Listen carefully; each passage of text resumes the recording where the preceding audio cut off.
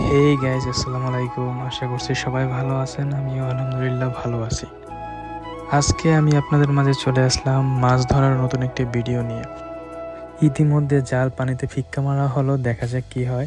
ফিক্কা মারার আগে আমরা মাছের জন্য কিছু খাবার দিয়েছিলাম যাতে পুষ্করিণীর সকল মাছগুলা এক জায়গায় জড়িত হয়। আশা করছি অনেকগুলো মাছ জালে ধরা পড়বে। তো ভিডিওটা সম্পূর্ণ দেখতে থাকুন, কি হয় দেখা যাক।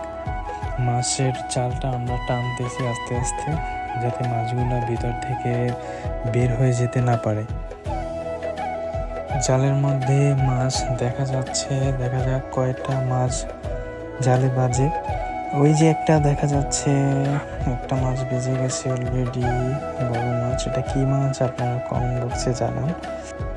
আর এরকম জাল দিয়ে কে কে মাছ ধরেছেন তাও অবশ্যই জানাবেন। এরকম জাল দিয়ে মাছ ধরতে কিন্তু গ্রামে অন্যরকম একটা মজা আছে। নিজে মাছ ধরে সেই মাছ খাওয়ার মধ্যে আসলেই অন্যরকম একটা মজা। আমরা বাজার থেকে তো কিনে খেতেই পারি, এটা কোনো ব্যাপার না, কিন্তু মাছ ধরে সেই মাছ খাওয়াটার মধ্যে কিন্তু অন্যরকম একটা মজা আছে।